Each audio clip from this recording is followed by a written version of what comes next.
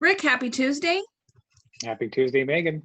Here we are in the umpteenth week of the pandemic. And we're here on episode very much into it. I don't know. I think it might be 20 or something. That's up there. Yeah.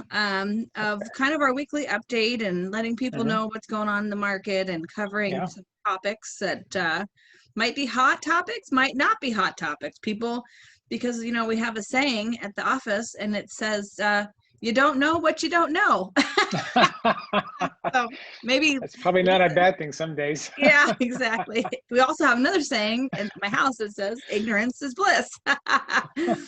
So anyway, this week we talked a little bit before the meeting about talking about foreclosures. Now, you know, lots of jobless claims, pandemic, 1 out of 3 every 3 restaurants is not opening again. You'd think that a wave of foreclosures is coming. And, you know, we've kind of touched on this in previous calls a little bit, but I think we'll address it. So that way, I love you to death, but I don't want to get, not you, but the whole universe. I'm saying it out there right now. I'm not ready for people to call me and say, hey, when the market crashes, I'll buy.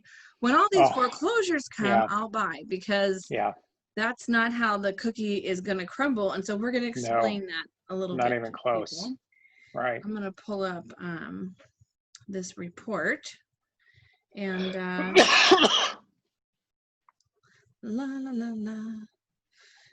going to talk about this right here. Okay. So, you know, I've been in the real estate business for merely 22 years, and you've been in over almost 40 years, right? Yeah, for sure.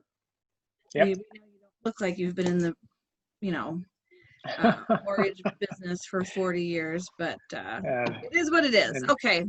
So I was around during the last, you know, foreclosure time.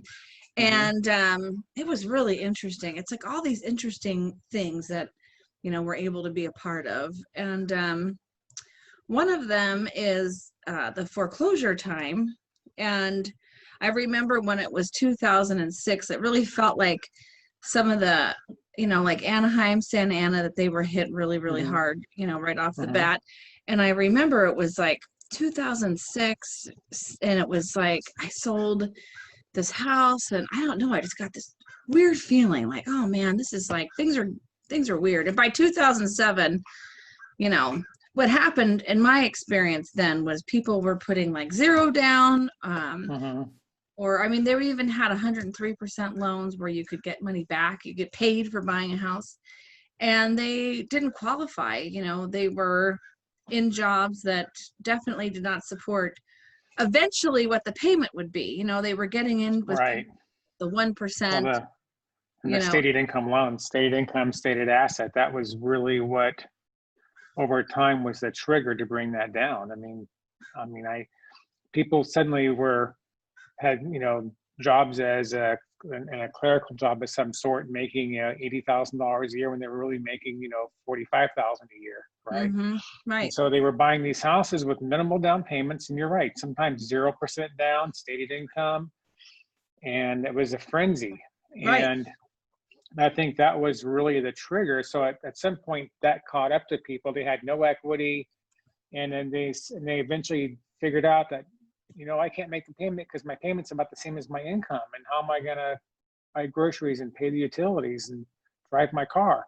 And so they stopped making their mortgage payments, looking for relief. And that's what happened. And there was a lack of equity.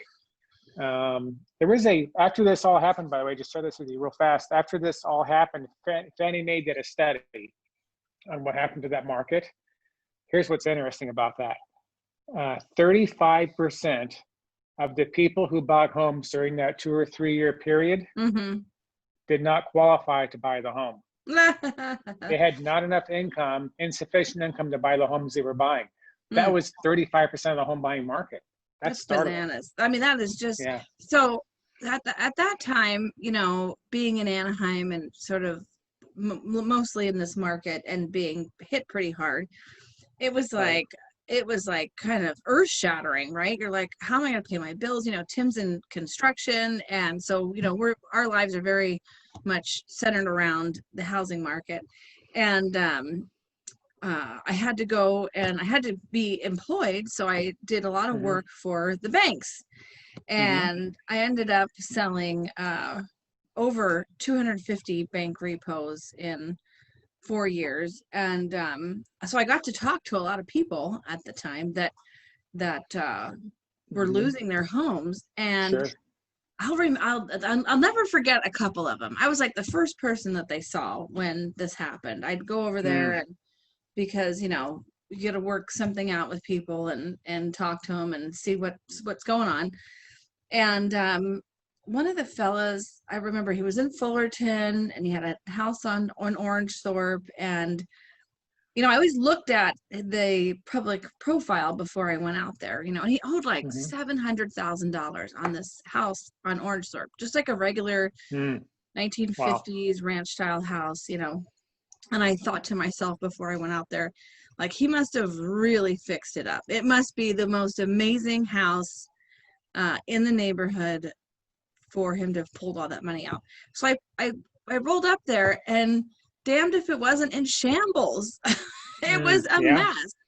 Oftentimes the case. I said, oh my gosh, what happened? Tell me what happened. And he said that he had, you know, taken money out to loan to his brother so his brother could buy a house. And it's like, okay, so now there's 2 mortgages on one house, essentially. I mean, it was just a mess, you know. It was just a time, and there was definitely lots of indicators, you know, lots of arrows, and you know, so for this market, you know, this is Stephen Thomas's report.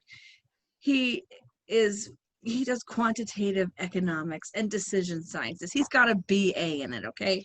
Okay. I like to hear I like to hear what Stephen has to say. He's on Facebook. He does, like a market update. He was doing it twice a week. I don't know if he's still doing that, maybe just once a week. And he explains here what, you know, and this is exactly what the situation is. You know, it says, you know, when is there going to be a distressed market? When are there going to be foreclosures and short sales and all this sort of thing? And I've got this report, so if somebody wants it, I can, you know, forward it over to you. Unless you're a realtor, then you have to pay for the report. But what people need to note is that, like you said, back in the day, what did you say? 35% of people should never have They couldn't qualify to buy the house they were buying. Right, purchased Did a not house. qualify. Yeah.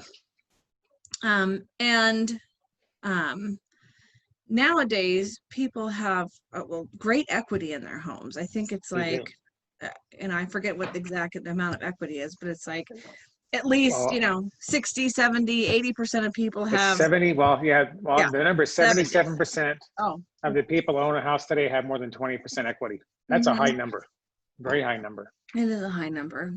And back in the day, like you said, what did you say back in, what foreclosure number did you give?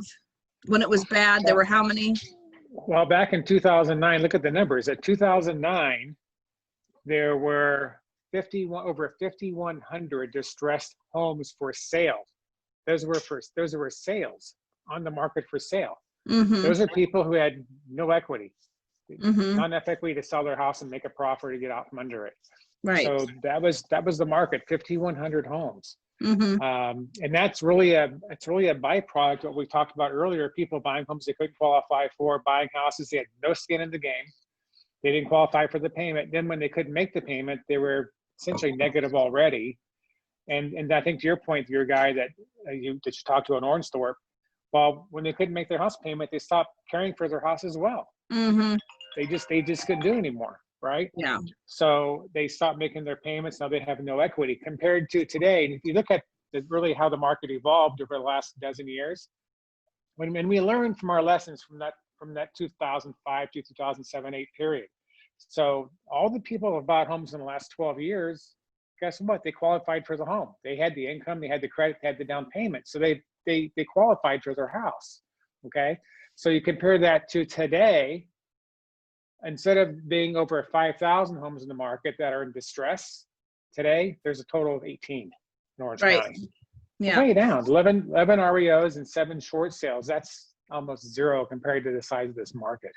And I can see, you know, I mean, I can see if someone owns a business that was deeply affected, they're probably going to claim bankruptcy. Maybe there's going to be a judge involved and their house is going to have to be sold as part of that bankruptcy.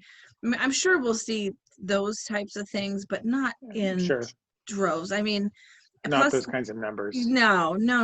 And oh my gosh, I had something else to tell you too. Now I can't. I lost my train of thought. But yeah, not in those numbers. And I mean, look at this. Oh, I know what I was going to tell you. I had somebody call me the other week about foreclosures, and I said, listen, I got to tell you something. I've worked with a lot of investors over the years. I have like 3 of them that I will work with regularly. Here's the deal.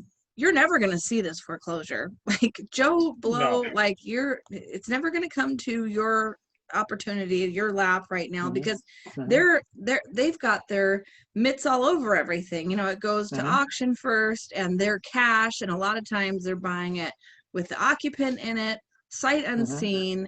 I mean, this is bananas. So I would definitely not have the strategy of looking for a foreclosure. And I think that somebody's strategy should be this. This is what I tell people. It sounds really simple, but I think it's sound advice, right?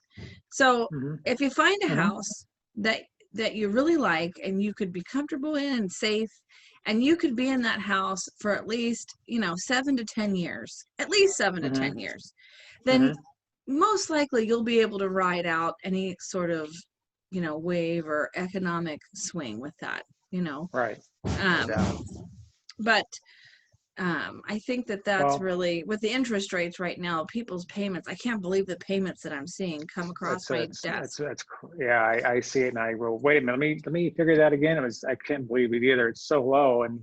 But back to your point at the beginning of our conversation about sayings like your office and as your home and things like that. Well, you know what mine is? I say it a lot.